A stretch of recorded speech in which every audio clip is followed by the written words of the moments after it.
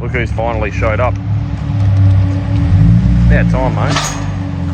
G'day guys, welcome back to the channel. So today we're doing some more Barra content on the old Abandoned Barra. Went out to Glasshouse Mountains this morning, picked up some secondhand BEA gear wheels. So that's what I always wanted when I was younger and I used to own this car. So seller described them as pretty mint, so I went and picked them up, and I'll put in a clip now of the condition they're in, so you guys judge for yourselves.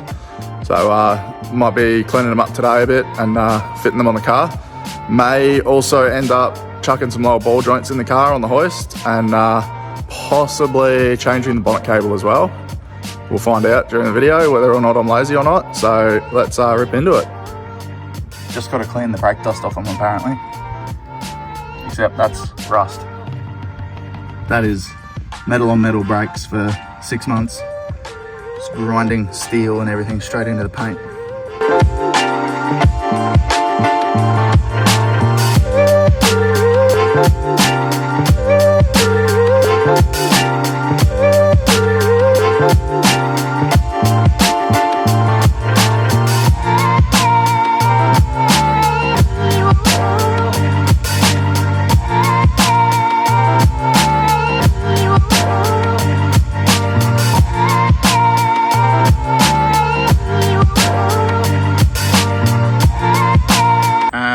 We're going to swap these wheels out using magic.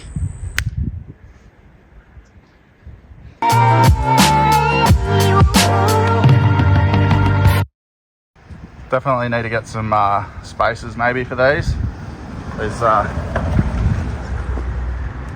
These will actually look pretty cool with some spacers on it. Just make it a little bit girthier. Just stand out a little bit different without you really knowing why. Make the car just sort of just look a bit different than a normal one. Alright guys, so there we have it. The gear wheels are all fitted up. They look bloody amazing. So I've actually got to run shortly. I've got other stuff to do today, so I won't be able to get the bonnet cable or ball joints done today. So you're gonna have to leave it there, but we've got one more thing we've got to do. We've got to crack the Mountain Dew and we've got to take it for a test drive. Take Kyle for his first spin in a Barra. Never been in a Barra before, so he'll finally see what that's all about. And yeah, we'll go for a quick spin. Right, so she drives pretty smooth with these new wheels. Can't really complain. She's got some good turbo whistle. It's got some good intake noise with that dose pipe fitted. Don't know if that shows through on camera. I've got my window down, so hopefully the camera picks it up. See if there's any traction with these tyres.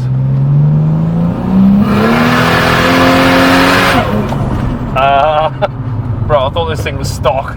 It is stock. What are you talking about? It's, yep. Makes 230 kilowatts. 230? Yeah, 236 kilowatts, I think. What we pulled on the dyno last week, so. Okay, maybe I'm a little bit more concerned about the Jeep race when we go. These Barras, what they lack in power, they make up for in fuel efficiency and towing power. So they're looks like someone's bombed this roundabout. Lucky it wasn't us. We're good boys. Anyway, we'll go past Kitchen 8, see if Tony's there. That's really weird. It looks like a Barra there. It looks like my Barra. What the? What? That is my Barra. It's even got my new gear wheels on it. When the hell did that happen? What the hell? Let's have a look at this.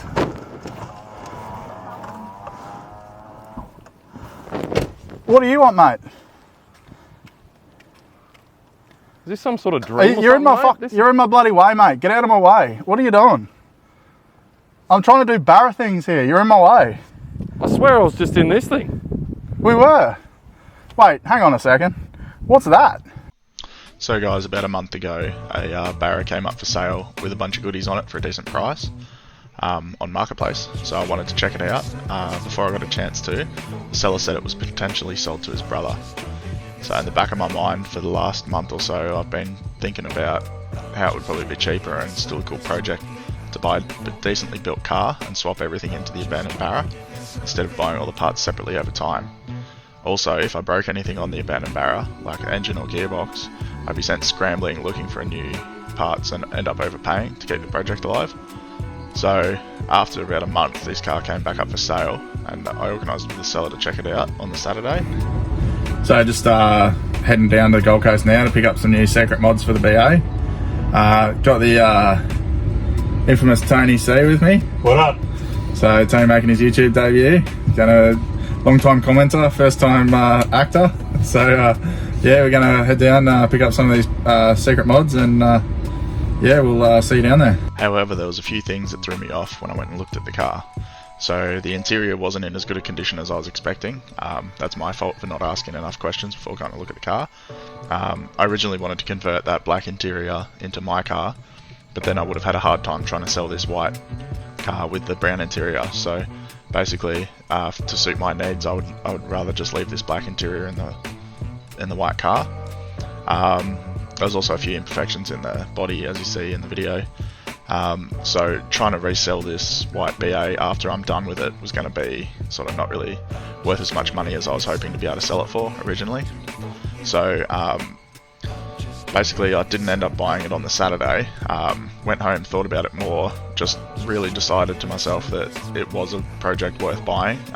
It would be economically viable if I could get it for the right price. So I spoke to the seller and basically agreed upon a new price, and ended up Ubering all the way back down to the Gold Coast the next day and picking it up and driving it home. Jumping in Uber now to go pick up this secret mods for the BA. This video is not going to make any sense whatsoever because it was a failure, but we're getting it done. Basically the rest is history, and I can't wait to rip into the next chapter of the Abandoned Barra. What I will end up probably doing is a couple of events in this white car before pulling it all apart, just to vet everything, make sure everything's in good condition.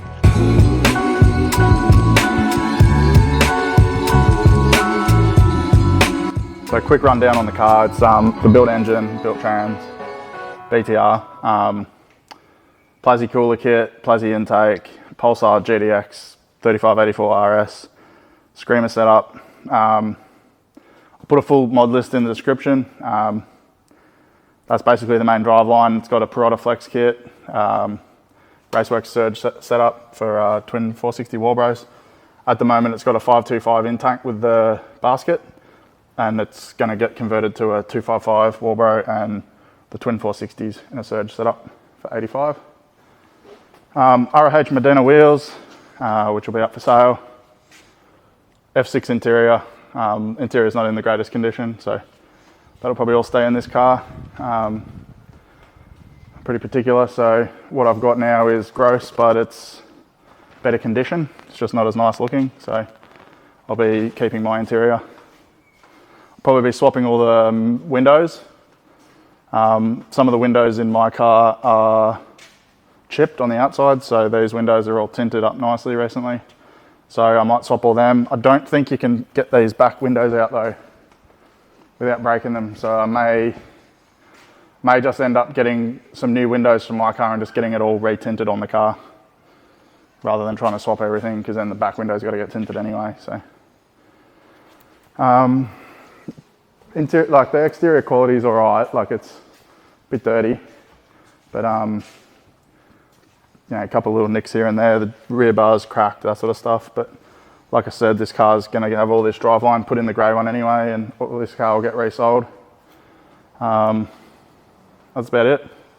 So let's give it a proper inspection, see what's wrong with it, if there's anything, and we'll show you everything we find. So off the bat, these ROH wheels are actually 3-piece by the look of them. They're not just Chinese dogs. They're actually looking pretty good condition. First thing I check usually is, yeah, it's I don't know how to hold that, but chuck it on the old shoulder. So basically what I do is I hold the spring and spin the wheel. And if you have a bad wheel bearing, you'll feel that through the spring. And that feels pretty good, other than that tyre being out of round. It's just the brakes you can hear. So that wheel bearing's pretty good. And then give it a bit of a, we've got a bit of play in something there. Could be the wheel bearing.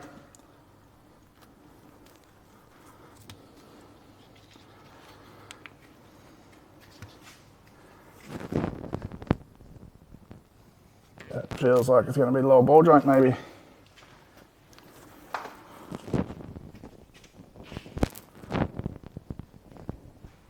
These upper arms have been replaced, they're aftermarket.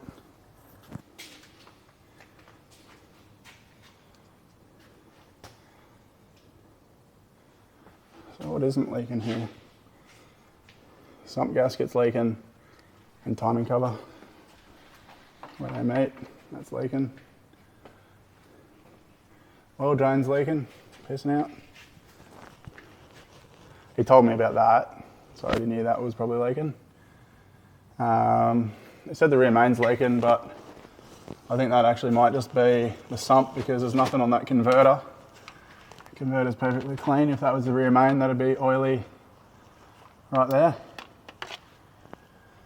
So that's most likely just coming off the sump, either from up here, draining back, from maybe even there at the filter housing or something, or it's possibly leaking back here and going forward when it's shut off, but that's most likely a sump leak, not a rear main leak. Trans is a little wet, but it looks like engine oil. Alright, let's check out these ball joints and stuff. A little bit of play, nothing unreasonable. Will get replaced at one point. It's also had lower arms in it by the look of it.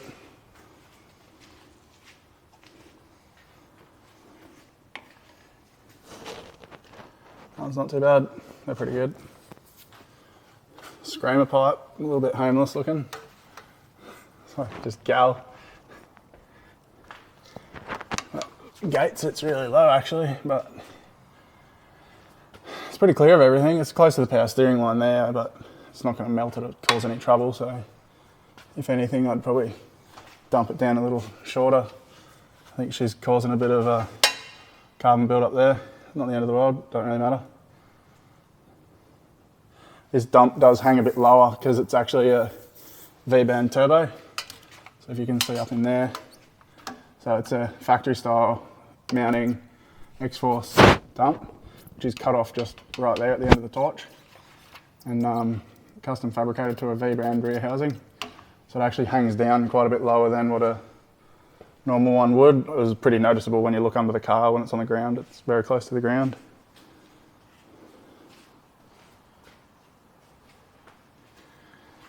We might have another phantom trans leak where there's oil here, which is probably trans fluid.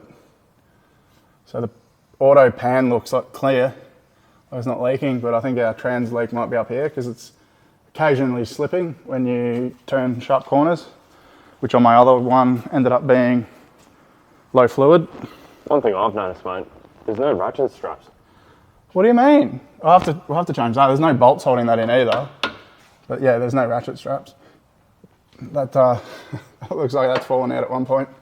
It's been textured back together. Anyway, it's pretty clean under here. It's only been apart probably 6 months ago, so I'd expect it to be pretty clean. We're not working with an absolute nugget or anything, which is good.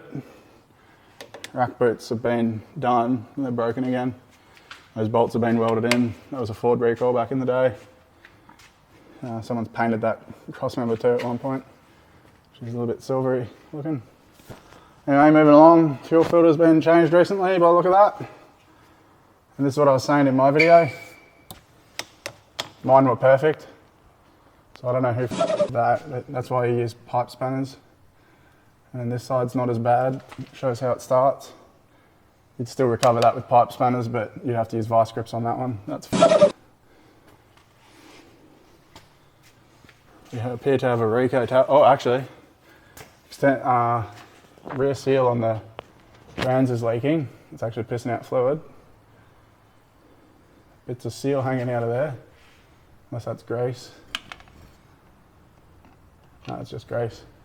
Looks like the tail shaft sits in almost too far, if anything, and it's actually worn on the rusty section without that seal.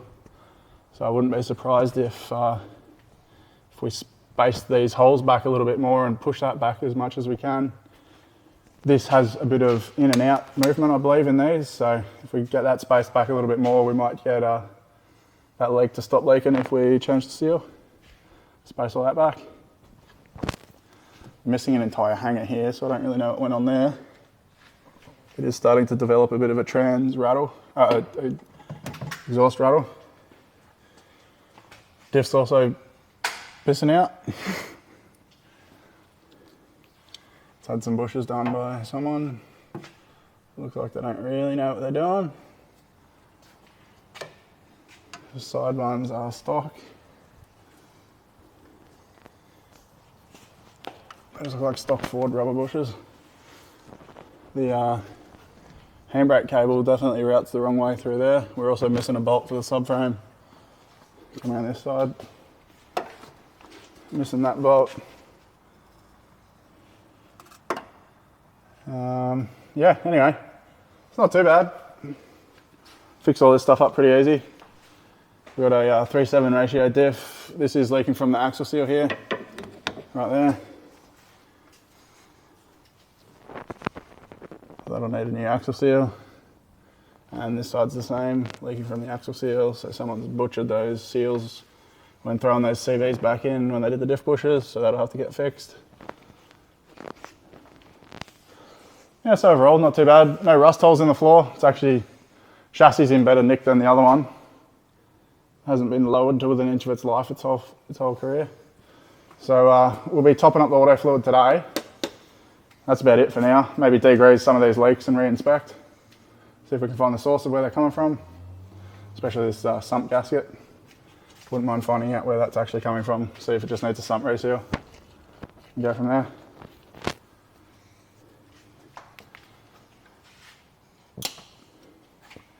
So in my last video too, guys, I said to do this auto level properly, you got to do it with the car running, I think, and in park.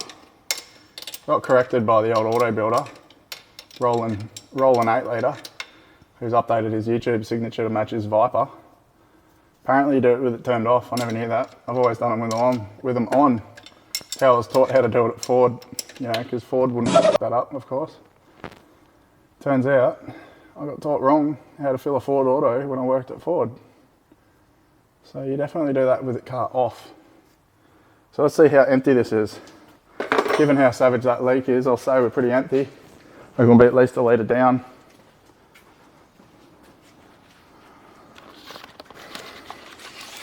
This is obviously just a top up too today, guys, because we haven't flushed anything, we haven't changed the pan, we haven't done anything like that. We don't need to run it, we don't need to run it through the gears, we don't need to f around. We'll just get our gangster easy squeeze bottle and squeeze it in easily. You ever seen these, Carl? Yeah, man. Have you? I watched on your last video, mate. Look at that. How good's that? No pumping.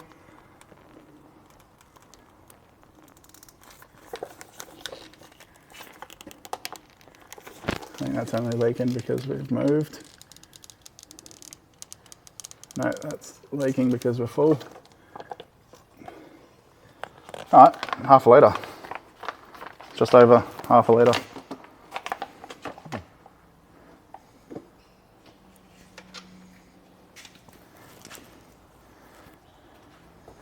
And it's all down my arm. So that probably won't explain why it's slipping occasionally on tight turns. This auto, when it does come out to go in the other car, we'll be going back to Dan, get a once over, because she's a 3-speed BTR. Put in drive, it goes to second. Then you got to manually shift back down to first because he did something went wrong, or maybe it's in the tune. We're not really sure yet. Haven't actually looked at it yet because this is tuned with PCM Tech, and my Tactrix dongle will turn up on Monday. Finally bent the knee on that. Gonna have to learn how to use PCM Tech. Alright, well, that wasn't as bad as I was expecting.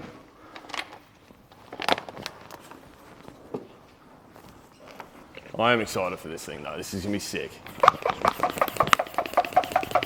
Me torch!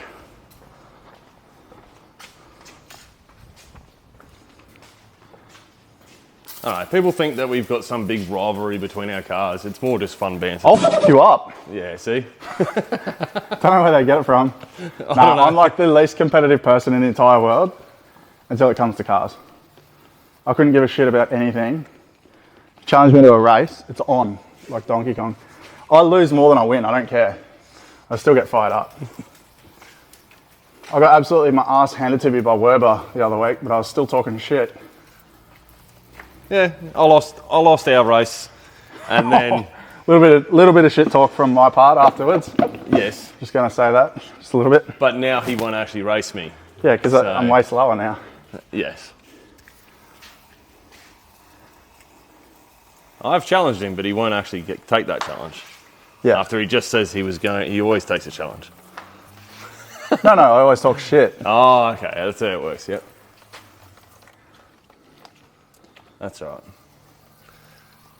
This thing would be way more fun to race than the GDR anyway, so. Yeah, because the fairer race.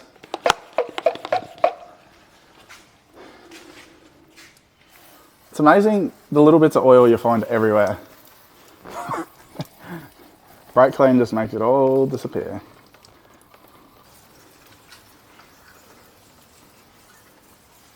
So anyway, this video is actually getting filmed before the other bit you're going to see that's before this. So some trickery in the editing, guys. This video you are watching is like 4 weeks worth of footage.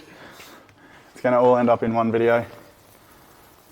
I don't know if I really should bother trying to degrease this. I should probably top this up. Just, I don't want to kill this diff because I am going to be using it.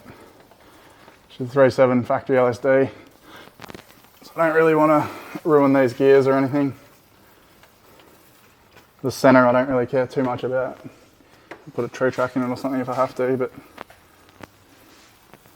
I'll give it a bit of a degrease. Bit of a clean. Make sure it is coming out of those axle seals. Probably end up doing an IMS diff hat on this anyway, so that all that's going to get lopped off right there. Proper diff mounts fitted, so then we'll worry about resealing the axle seals then. Just thinking I might actually, nah. My luck with resealing turbo drains is very bad, so I'm just going to leave that for now. I'll worry about swapping it out when I put it in my car. I got triggered really bad when I first converted the grey BA to turbo. It was absolutely pissing out. I had to go into work on a Saturday and try and fix it, but we were only open for 2 hours or 3 hours or something on a Saturday, like 8 till 11 a.m. And I was like a first year apprentice trying to fix my car. And it kept leaking because I drove there. It was roasting hot, kept trying to fix it. And it just kept dripping oil out the return line while I'm trying to seal it. So it was constantly battling me. And it just imprinted the worst triggering moment on me trying to reseal turbo drains. So now it's Permanently imprinted in my brain not to fuck with them. Unless they're leaking like a sieve, don't touch them. Having said that though, I was gonna say this one's pretty I'm no longer a sieve first year. looking. I'm no longer a first year apprentice, so I'm well and truly capable of sealing it properly. It's just one of those things that's just permanently in my brain. When this all comes out anyway, it's all going to Yeah. get freshened up, so I don't think it's Gonna that big of an get a issue. bit of love. So there's no rush to get this driveline out either. This car's now registered in my name and everything. So there's no rush on it. So we will probably actually end up doing some track days in it first before swapping everything. I got Kester, the old editor, coming up in December doing a airstrip day with motorculture. So he's coming up for the full week. So I wanted him to have a bit of a play in this before I pull it all apart, because I won't be able to get it all back together in the other car before Christmas. I go away over the big Christmas break, so I'll probably start on the engine conversion or something maybe over Christmas. But yeah, like I said, no rush to get it started or finished either. Do you want to degrees all up under here too? Yeah, so I was getting to it. Just trying not to make a mess in Griff's Bay. Don't want to suffer the wrath of an angry Griff, angry Sasquatch. That looks like it's just rubbed through. A lot of this stuff's probably going to have to get custom made when I do the engine swap. It's going to be a bit neater. Maybe make some braided trans lines. I've got to know, is this supposed to be the track alt killer? This car or this engine? This combo? This engine. This engine will be the track hook killer. Yeah? I think. You think it's going to be? Well, she's a built motor. This turbo combo, no. This will probably only just get into the 10s with E85, probably like 10.5. But we're aiming to go 9s with this engine with a G42 on it in a future rendition. Okay. The old CP pistons are a little rattly, so they don't leave me with much faith, but I'm just going to send it on like 30 PSI, see how we go with a G42. All right, guys, after all that hard work, it's time for lunch. What do you reckon, Az? What do you reckon? GYG? I don't think I can hear you because you don't have a microphone on. I think it may be tacos. GYG, Kyle, what do you reckon? Oof. Busy clay bar in my fuel flap. A little cooler pipe? Definitely did. Yeah. That or the valve open, but I think that's cooler pipe. How's day one of owning the new Barra, Bento? Look, I may have created a boost leak, but I'm fixing it. It's pretty simple, just a hose clamp. Just turbo outlet. Popped off on a spirited lunch trip. Click.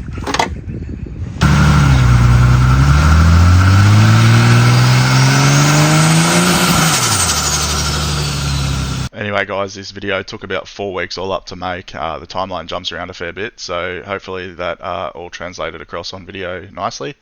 I forgot to make an outro for this, and this video is already long enough, so I'll keep this one short and sweet. We've got plenty more content coming on both cars, so stay tuned. Thanks for watching. Don't forget to like and subscribe. We'll catch you on the next video.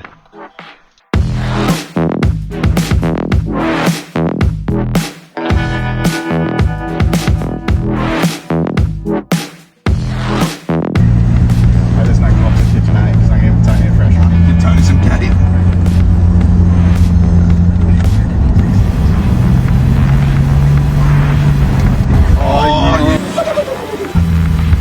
You're lucky we weren't racing.